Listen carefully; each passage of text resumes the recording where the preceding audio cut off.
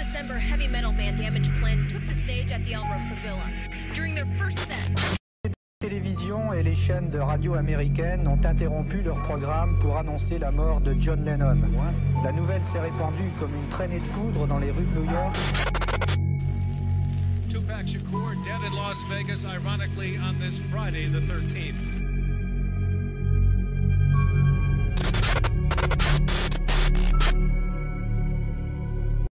Je marchais dans le bois. Okay. Là, genre, elle était là devant moi. Calme-toi, là. Puis là, j'étais comme, qu'est-ce que Papy c'est ça? Joe. Pourquoi ce champignon-là te pousse entre les jambes? C'est dégueulasse. Ça retourne chez vous. Papy Joe. Oui, quoi? Calme-toi. Je t'ai raconté une belle histoire, puis tu m'as interrompu. C'est mal poli. Alright, bonjour tout le monde. Bienvenue au podcast du crime à mes oreilles. C'est ici Alex. Je suis accompagné du grognon et heureux Papy Joe ce soir. Je sais pas trop comment te prendre. Par derrière. Calice. Ah, mais je suis triste, là. Qu'est-ce qui se passe? J'ai le petit stagiaire avec moi. Je suis correct. J'ai mon support moral. Ouais, il est là. Ouais, allons-y. Parlons de crimes dans le monde de la musique. Ça va être génial. À comparer du stagiaire qui est en train d'étrangler des putes dans GTA. Chut, fallait pas le dire, ça. Chut. Bon. Yes, fait que, on est là à soir. On fait du crime à mes oreilles, Papy Joe. Je t'amène un sujet après un long moment. J'ai fait un bonhomme sourire sur le calendrier pour cet événement. Ouais? Ouais, je suis fier de toi. Ah ouais, merci. Je suis content que tu sois fier. Ça me fait du bien. Il faut, des fois. Ouais? Moi, ça m'excite la fierté des autres. Ah, all right. Ben, je suis content de t'exciter. Ouais. All right. Fait que, oui, je t'ai amené un sujet, Papy Joe. On dirait que tu me déstabilises. Je sais pas pourquoi. Ton regard vide qui me fixe. C'est un peu spécial. Là. All right. Fait que, on start ça avec... je parle de Mia Zapata. Est-ce que tu connais Mia Zapata? C'est la fille de Frank Zappa? Non. Ah, ok. Je sais pas c'est qui. Non, tu sais pas c'est qui? Non. C'est la chanteuse du groupe de Jits. Est-ce que tu connais le groupe de Jits? Non plus. Non plus. Non. Les Jits, c'est un groupe qui a été formé en 1986. Puis, le premier nom du band, c'était Sniveling Little Red Face Jits. Ah oui, ça... Non, ça me dit rien. ça te dit rien? Non plus. Non. Ils ont sorti un premier album non officiel DIY en 88 nommé Private Loss, qui était distribué de leur propre façon. Puis il a été disponible partout en 96. 96, ouais, ok, en tout cas. Oh, ça commence bien. Ouais, je pense que ma date est pas bonne, mais en tout cas, dans les années 90, elle a été disponible partout, après ils ont eu une entente avec Broken Records, puis sous le nom de Kings and Queens à la place. Bon. C'est comme une réédition, en fin de compte. Ouais, c'est ça, du premier album. Puis ils ont 4 albums en tout qui ont sorti. Puis c'est ça le groupe de Jits. C'est un groupe de grunge de Seattle. T'as encore un autre groupe de drogués dépressifs? Bon. Ben, je sais pas. C'est ça du grunge. Les drogués dépressifs. Mais, ouais, c'est ça. Fait que je te parle de son décès, de Mia Zapata. Fait que, qui est Mia Zapata, Joe? Elle est née à Louisville, dans le Connecticut, le 25 août 1965. Elle a grandi dans une petite famille aisée financièrement, qui n'avait pas de problème. Puis, elle a commencé à jouer de la musique, comme vers l'âge de 9 ans, jouer de la guitare, du piano. Puis, après ses études secondaires, elle a décidé de partir pour l'université de l'Ohio. C'est là qu'elle a rencontré, puis qu'elle a formé son groupe de Jits.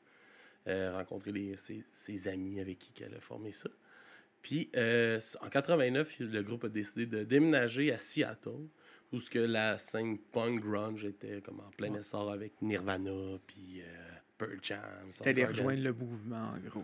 Ouais, c'est ça. Ils sont allés à Seattle justement pour ça.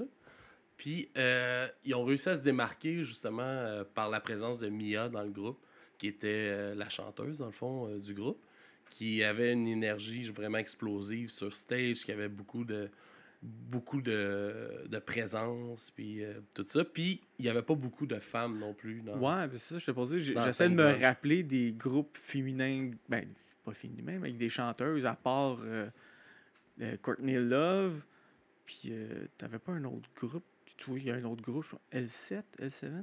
Non, c'est peut-être même pas ça. Tu vois, gars. Ouais, c'est ça. Il y en avait pas beaucoup. Fait que, tu sais, elle se démarquait justement par sa présence, puis tout ça. Puis, elle a été retrouvée morte le 7 juillet 1993 dans les rues de Seattle. Là, tu viens de faire un divulgachage, là. Non. Il n'y a pas de divulgachage, là. On sait qu'elle est morte, ça fait longtemps, mais quand même, tu t'aurais pu, comme... Ah, mais attends une minute, là. On va en parler, là. Oh, va en parler, on Papy développe, Joe. on développe. Ben Ok, oui, on va en excuse. parler. Fait que c'est ça, quand ils sont déménagés à Seattle, le groupe, ils se sont comme acheté une maison. Ben, ils ont été occupés une maison abandonnée, dans le fond, qu'ils ont appelée la Rat House. Ça ressemble pas mal à aller squatter une maison. Ouais, c'est pas mal ça. Puis, c'est comme devenu un espace comme où ils faisaient des shows aussi avec leur band, leur espace de pratique, puis tout ça. Puis, de la manière qu'ils ont réussi comme à survivre parce qu'il n'y avait pas vraiment d'argent. Puis, tu sais, oui, Mia venait d'un milieu aisée, puis tout ça, mais elle a toujours voulu faire ses choses par elle-même. Puis, elle n'a jamais voulu demander de l'aide à ses parents financièrement, puis tout ça. Fait qu'elle... Puis, elle avait bien des revendications punk. Fait que, tu sais, elle était pas pour travailler des grosses entreprises ou... C'était une femme forte et indépendante. Ouais, c'est ça. Fait qu'elle était pour, comme, survivre. Elle était, aussi, en plus de sa musique, elle était plongeuse dans un petit restaurant. Ça, c'est moins cool, ça, par Puis, exemple. mais qu'est-ce qui était cool, c'est que, vu qu'elle travaillait beaucoup là, puis, tu sais, ça lui donnait du temps pour sa musique aussi, puis tout ça. Puis, le restaurant nourrissait toute le band gratuitement tous les jours.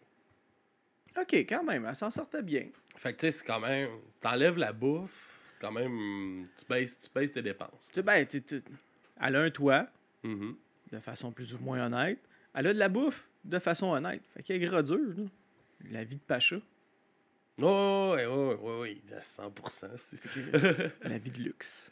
Fait que c'est un peu comme ça qu'ils se sont comme installés à Seattle, puis tout ça. Puis ils ont commencé à faire des shows avec les groupes locaux, puis ouvrir comme pour Nirvana, ou dans des shows, puis tout ça, faire des petites tournées aussi. Puis, fait que le groupe a comme grandi là. Puis, en gros, tu sais, c'est ça. Puis ils se sont, comme je disais, ils ont sorti un album durant qu'ils étaient en vie. Puis ils ont commencé à enregistrer le deuxième album éventuellement en 93. Ils ont fini de l'enregistrer. Puis, la journée qu'ils ont fini de l'enregistrer, elle avait une date avec son père qui venait la visiter comme 1 ou 2 fois par mois. Fait qu'elle allait comme dîner ensemble. Ouais, c'est ça. OK. Ben, tu sais, des fois, on parle de choses tordues. Puis là, tu dis une date avec son père. Juge pas les pratiques des gens, mais c'est douteux. Non, une date, genre, on prend de ses nouvelles. OK, puis, c'est ça. On passe du temps Elle père a et passé fille. là. Et voilà. Une Fait qu'ils activité père et fille. sont allés dîner ensemble, puis après ça, ils sont allés visiter un musée dans un quartier de Seattle, puis elle est revenue chez eux vers 15h. Puis elle a vagué à ses petites occupations de maison, faire du lavage, puis un peu de nettoyage, puis tout ça. Puis après ça, elle est allée dans le quartier de Capitol Hill, qui est un peu le quartier punk de Seattle. Puis dans ce quartier-là, il y avait le studio de répétition du groupe de son chum. Fait qu'elle est allée passer comme l'après-midi là à jouer de la musique avec son chum. Puis après ça, vers 20h30, elle s'est rendue au Comet Tavern sur Peak Street. Est-ce que tu connais le Comet Tavern, Joe? Non, ça doit être le genre d'endroit que je passe devant, puis je fais comme arc, puis je continue mon chemin.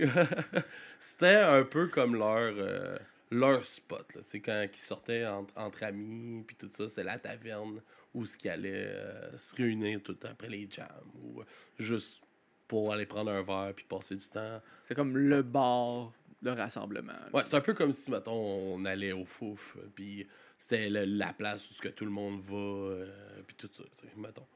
Fait que c'est ça. Fait qu'elle se rend là, puis il commence, comme à les habitudes, de prendre beaucoup d'alcool. Puis elle avait un petit problème de consommation, Mia. Puis elle buvait beaucoup d'alcool, puis elle fumait aussi beaucoup de marijuana. Puis ça arrivait aussi qu'elle faisait des drogues un petit peu plus dures. Puis dans cette soirée-là, il y a beaucoup de personnes qui disaient qu'elle avait l'air d'être joyeuse, puis heureuse, parce qu'il fêtait comme la fin de l'enregistrement de l'album qui venait de finir. Puis il y avait une tournée qui allait s'annoncer. Fait que tu sais, comme il fêtait tout ça. Il y avait quand même une accumulation de bonnes nouvelles. S'il avait fini l'album, ça veut dire qu'il allait le vendre, ça veut dire qu'il allait partir en tournée, faire un peu d'argent, être connu. Fait que c'était de la joie dans l'air. Ouais, c'est ça, exact. Puis, mais il y en a d'autres qui disaient qu'elle avait plus l'air triste, puis comme dérangée par quelque chose. Puis on sait aussi, il savait aussi qu'il y avait des tensions avec son chum, puis tout ça. Fait qu'il y a comme un mélange de sentiments peut-être dans la soirée, puis ça faisait qu'elle était comme un peu spéciale, selon certaines personnes. Un petit high de joie, un petit high de tristesse. Ah oui, c'est vrai, ça, j'ai fait ça, j'ai réussi. On a du plaisir. Ah non, c'est vrai, ça va pas si bien que ça. Un petit peu de tristesse. Des sentiments très stables. exact. Puis, tu sais, comme, mettons, un moment donné, ils ont dit dans la soirée qu'ils l'ont vu partir aller au téléphone. Tu sais, c'est probablement qu'elle a appelé son chum, ils se sont pognés peut-être. Puis, tu sais, après ça, c'est là qu'elle aurait commencé à être un peu plus... C'est vrai aussi, parce que c'est une autre époque. Fait que là, elle n'est pas sur son cell en train de recevoir un genre de bêtises. Faut qu'elle ait téléphoné, qu'elle revienne. Fait que ça doit travailler plus en même temps, te dire, genre, là, tu sais pas qu'est-ce qui se passe, puis là, t'as pas de nouvelles directes ou quoi que ce soit. Non, c'est une autre perspective des choses. Yes. Puis, vers minuit... Elle est partie du bar, puis elle est retournée au studio où son chum il pratique de la musique pour aller voir s'il était encore là, peut-être, pour discuter peut-être de problèmes ou de petites choses, mais elle était quand même pas mal avancée. Là. Elle avait bu beaucoup, elle était quand même là depuis 8h30. Fait qu'à minuit, ça fait quand même un petit moment que t'es là. Un petit 4 heures de buvée. On s'entend qu'elle buvait pas tout le long, mais quand même. Non, puis tu sais, fumé à travers ça. Il y a peut-être eu de la consommation d'autres drogues, j'ai pas vu, mais tu sais, c'est quelque chose de possible. Quand t'es dans un party, c'est censé être festif parce que tu fêtes quelque chose quand même. Puis, tu sais, quand ça va pas bien, le mélange d'émotions, l'alcool, drogue, ça fait des bons mélanges, hein, Papy Joe? C'est toujours parfait, ça. Puis, fait que quand elle est arrivée là-bas au studio, il y avait personne. Fait qu'elle a décidé d'aller voir son amie Tracy, qui est la chanteuse du groupe de son chum, qui habitait dans la même bâtisse que les studios. Puis elle était chez eux, puis elle l'a accueillie. Puis elle a dit après, comme qu'elle trouvait qu'elle était pas mal agitée comme ce soir-là. Elle a même, comme, un moment donné, sorti de l'appartement sans aucune raison. Elle est revenue en s'excusant d'avoir agi de même. Puis, tu sais, comme, elle agissait bizarre. C'est comment qu'on appelle ça, ceux qui sont pas, tu sais, qui ont des up and down, là? Tu sais, c'est une maladie mentale, là. La bipolarité. Bingo! Ouais, mais c'est pas de même la bipolarité, là. C'est comme des périodes, là. T'es-tu en train de signer mon pas de diplôme en psychiatrie, toi? Ouais. OK, correct, ça passe.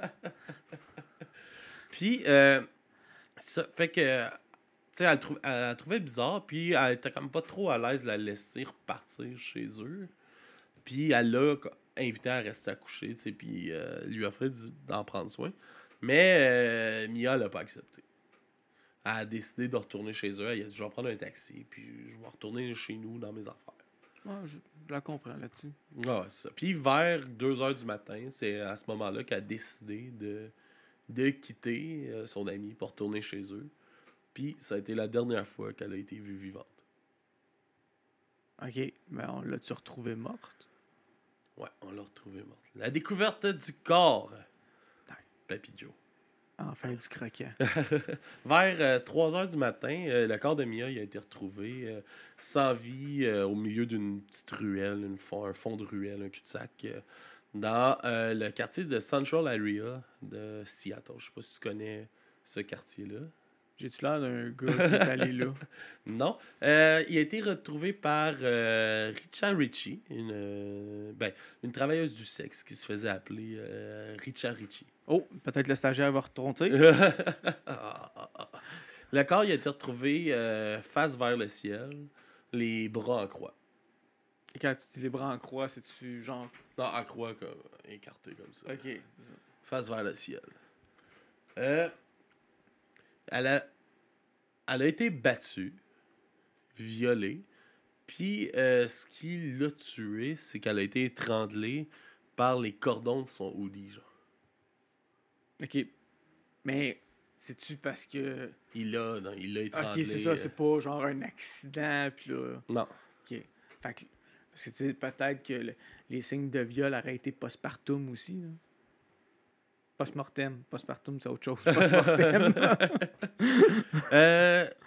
Il y avait des signes là, de viol. Ses sous-vêtements avaient été enlevés. Ils ont été aussi placés dans la poche de son hoodie.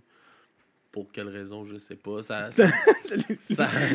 Fallait pas capable de son linge, là. Pas parce que t'es morte que tu peux perdre ton linge, là. Ah oui, c'est ça. Puis sa brassière avait été déchirée. Elle a été authentifiée, pas immédiatement, là. Elle a été authentifiée à la morgue par le responsable, qui était fan du groupe. Ouch, ça fait mal. Puis qui l'a reconnu à cause... Elle avait un tatouage. Elle se faisait appeler Chicken. Puis... Qu'est-ce qu'il y a? C'était son surnom. Yo, my chicks! C'est que, ouais, c'est ça. C'était son surnom, Chicken. Puis elle s'était fait tatouer un poulet sur le mollet. Puis le gars, il a reconnu le tatouage. Puis il a pu l'identifier avec le tatouage. Fait qu'en gros, un album that's it? 2 albums. 2 albums, ouais. 2 albums avec elle. Avec elle. Elle a été authentifiée. Elle fait partie du groupe des 27. Elle avait 27 ans. Puis sa mort a été un gros choc pour la scène grunge. Ça a changé beaucoup de choses. Il y a eu des mouvements, comme il y a eu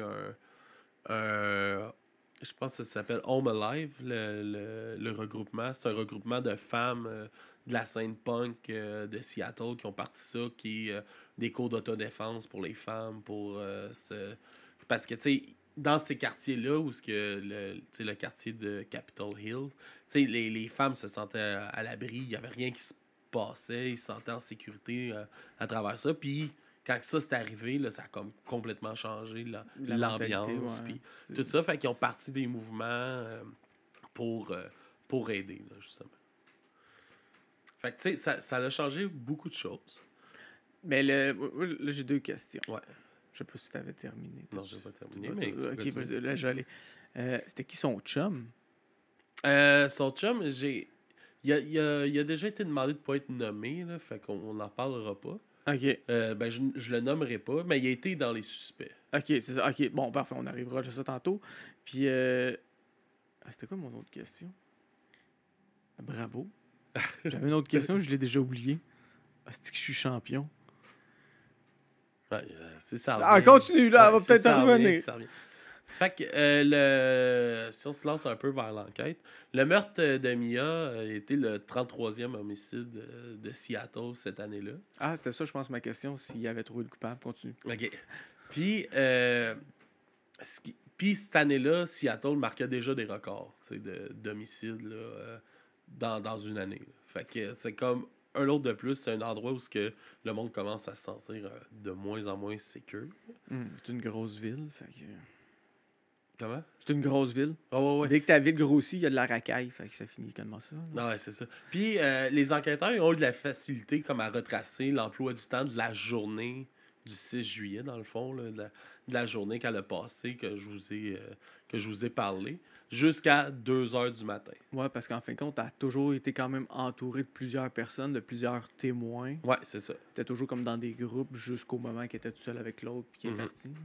Par contre, ce qui reste un mystère, c'est l'heure qui manque entre la dernière fois que Son dernier son souffle. ami Tracy l'a vu, puis la découverte de son corps vers 3h30 du matin. Fait il manque ça aux enquêteurs, dans le fond, à trouver qu'est-ce qui s'est passé dans cette heure-là. Ils croient d'abord que le crime, il y a eu un lien avec la prostitution ou la drogue, parce que Central Area, c'est un quartier vraiment réputé pour la vente de drogue, la prostitution, puis tout ça. Fait que tout de suite, ils pensent... C'est le quartier, ils pensent- le Red Light District. Ouais, c'est ça. Fait que tout de suite, ils pensent que ça serait lié avec ça. Mais après avoir parlé avec les amis, tu sais, ça a été vite écarté, dans le fond. C'était pas son genre. Elle a jamais eu le besoin de recourir à la prostitution pour survivre, là. Non, c'est ça. Elle avait des lunchs gratuits, fait qu'elle était correct. En plus, son petit ami, c'est comme que tu me posais, il a été le premier suspect. Il a été comme décrit comme un peu bizarre, épeurant. C'est un vétéran de la guerre du Vietnam. Il a 20 ans de plus qu'elle. Ça revient à ce qu'on parlait, un monde plus vieux. C'est douteux. Fait que, tu sais, c'est ça, tu sais, le monde, ses amis le décrivaient un peu de même. Par contre, il avait un bon alibi. Il a passé la soirée avec le band. Puis après, c'est un esti de bon gars. Il a passé la nuit avec une autre fille. Fait que, je veux dire, rendu là, tu sais, parce que si ma blonde meurt, puis je suis dans la liste des suspects, puis je suis en train d'en fourrer une autre, je vais le dire, honnêtement. Je pense je vais me sentir moins mal de tromper ma blonde morte que faire comme non, j'étais chaste, t'es pur. C'est à cause que vous êtes témoin, on vous rentre en dedans parce que vous êtes le premier suspect. Ah ouais, ok. Non, je vais l'utiliser comme alibi parce que je pense que ça va valoir la peine. Fait que c'est ça. Fait qu'il a été écarté assez vite de la liste des suspects parce qu'il y a des alibis solides. Il a été écarté comme il a écarté l'autre. Papy Joe, câlisse. Fais attention, là. Qu'est-ce que tu dis,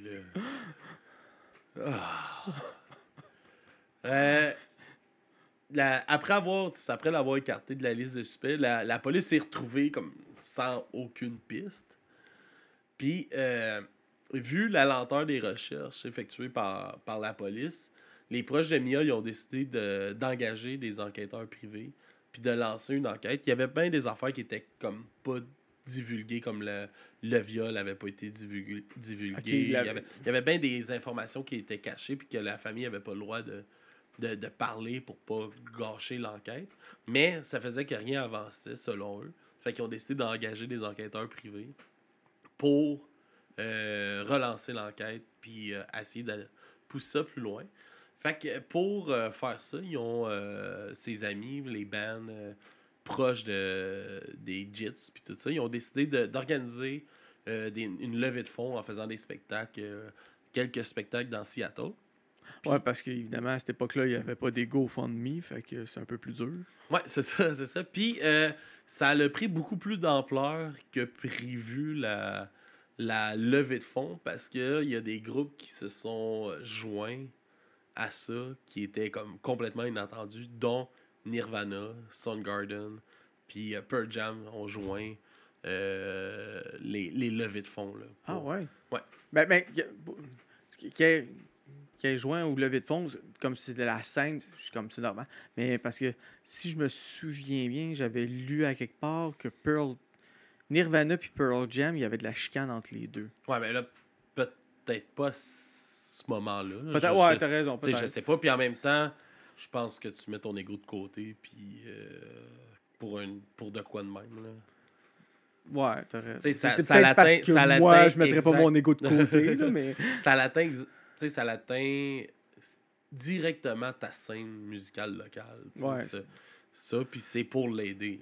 Fait que peu importe, je pense que tu mets ton ego de côté, puis tu y vas, là, selon moi. Puis il y a même Joan Jett, puis le groupe Bikini Kill, qui ont formé un groupe ensemble pour ces événements-là. qui ont fait comme un hommage aux Jits avec les membres des Jits Ah ouais. aussi. Fait qu'ils ont joué les chansons de Mia durant ça. Fait que, tu sais, il y a vraiment des gros noms là, qui se sont joints à eux, qui c'était inattendu. C'est ça, c'est un événement qui a vraiment touché la scène de Seattle. C'est ça. Puis, tu sais, c'est comme que je disais, là, tu sais, ça l'a fait un changement là, quand que ça a vraiment, sa mort a vraiment amené un changement là, dans la scène. Puis, ils ont réussi à ramasser 70 000 $ Quand même. avec ça. Malheureusement, ça n'a rien donné de plus. Les enquêteurs, ils n'ont pas été capables de trouver rien. Mais tu sais, il ne faut pas oublier, tu sais, tu es en 93. Ils avaient trouvé un indice d'ADN sur Mia, qui était un peu de salive après une mordure au sein. Mais c'était trop, à l'époque, c'était trop petit pour être analysé. Ouais. Puis, l'échantillon était trop petit, puis la technologie n'était pas assez avancée pour être capable de l'analyser, mais ils l'ont gardé. Non, regarde. Fait qu'en Quand fin de même. compte, c'est à cause qu'il n'y a pas juste ça aussi. En 93, les banques de données d'ADN aussi n'étaient pas si élevées que ça. Là. Non, c'est ça. Puis, quand la technologie était assez avancée, ils ont réussi à l'analyser. Puis, ils ont passé dans la banque, justement, de données. Puis, ils n'ont pas eu De match. de match. Il n'y a plus de match tender avec de la bave. Non.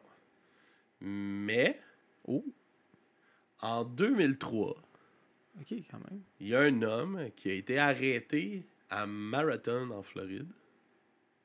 Florida Man. Ouais, c'est loin, là. Seattle, Ouais. Floride. Ben, tu sais, je veux dire, en tout cas, ouais, continue, là, mais. Fait que ça, il y a un gars qui a été arrêté, il y a un homme qui a été arrêté pour cambriolage et violence domestique à Marathon, en Floride. Ce gars-là s'appelle Jesus Mesquia. C'est Jésus. Puis c'est un pêcheur de 39 ans, originaire de Cuba. Ok. OK. Lui, Jesus, Dis Jésus, ça va être correct. est arrivé aux États-Unis en 1980. Puis il vivait à Seattle Ouais, en c'est- 1993. Ok. C'est ça, là. Parce que d'habitude, quand ils partent de Cuba, ils vont en Floride parce que c'est comme le plus proche, là. Mais lui, il est allé un petit peu plus loin. Ouais, lui, il habitait à Seattle. Puis il y a un passé connu en violence conjugale, violence aussi envers les femmes en particulier. Il a reçu des plaintes d'exhibitionnistes 2 semaines après la mort de Mia. Ok. Il se promène. À date, tu me décris un misogyne typique. Là, fait que, Mais il y avait aucun lien connu entre les deux. Fait qu'ils n'ont pas fait de rapprochement. match à ce Ouais. moment-là. Puis, quand il a été arrêté, il a été accusé pour... Ben, il y a eu le match, d'ADN, puis tout ça, avec la salive qu'il avait retrouvée sur Mia. Puis lui, il niait tous ses liens avec ça. Mais l'ADN a prouvé que c'était lui. Puis le 25 mars 2004, il a été déclaré coupable de meurtre au premier degré. Puis il a été condamné à 36 ans de prison pour le meurtre de Mia Zapata. ben, tabois, enfin. 10 ans plus tard, ils ont réussi à l'arrêter. Wow. Puis là, ce qu'ils pensent que se serait passé, dans le fond, c'est que elle est sortie de chez son ami. C'est ça que les enquêteurs... Parce qu'il n'a jamais raconté la version Ouais, des c'est ça, faits, il a mais toujours nié, ce que les enquêteurs pensent que se serait passé, c'est qu'elle est sortie de chez son ami, puis elle marchait dans la rue, lui, il l'a repéré tout de suite, il l'a accosté, puis il l'a embarqué dans son char, il l'a tabassé, il l'a violé, tué, puis il l'aurait droppé. Il l'a redroppé parce que, comme tu dis, où elle était à pied dans le quartier chaud, il pensait que c'était une pute. Là, il a commencé à dire viens dans mon char, elle voulait pas. Il a pas eu nerf parce que, je veux dire, c'était un homme, tu vois, avec. Ben, tu sais, il y a un passé c'est connu. violent. Fait qu'il est allé la chercher, il a dit non, puis il a fait la passe, puis il l'a laissé là, genre. Yes, en plein ça, Papy Joe. Fait que C'est c'était mon histoire sur Mia Zapata. Pas ouais. Ouais. Ben, moi, je suis content. C'est pas yeah! C'est juste que Au moins, ils ont trouvé le coupable. Ouais, c'est ça. Ils l'ont trouvé. La famille peut vraiment faire son deuil. Là. Excuse-moi, je vais juste arranger quelque chose. Ah ouais, Ouais, ça, ils l'ont trouvé. Ça a été long, par exemple. Puis, il y a des affaires, tu sais, comme... Il y a des paroles de chansons, là, que, mettons... parce qu'il y a du monde qui ont dit, tu sais, qu'ils étaient même plus capables d'écouter sa musique parce que ça les mettait dans un malaise de pas savoir ce qui était arrivé, puis que le coupable c'est était normal, pas, là, je veux dire, était pas c'est- trouvé, puis tout ça. Puis, par après, il y a du monde qui ont dit que il y a des paroles de ces chansons qui sont pas capables d'écouter parce que, mettons, il y en a une chanson, elle dit tu vas arriver par derrière, je m'en rendrai pas compte. Tu vas me prendre puis tu vas me tuer. Ouais, c'est comme, tu sais, au début... C'est comme prophétique, comme des... Ouais, c'était prophétique, mais tu sais, à la base, c'était peut-être juste comme une histoire imaginaire, tu sais, une fiction quelconque. Mais là, les paroles ont pris un autre sens maintenant que ça y est arrivé, là. Fait que ça change. ouais, Je veux ça. dire, c'est comme... tu sais, c'est comme quand t'écoutes quand t'écoutes les Looney Tunes, là, Space Jam, puis t'entends R. Kelly chanter I Believe I Can Fly, là, avec une chorale en arrière plein d'enfants, là, t'es comme ça l'enlève, tu sais, ça change la perspective des choses. Une chanson qui parlait de telle affaire, mais elle prend un autre sens après certains événements, là.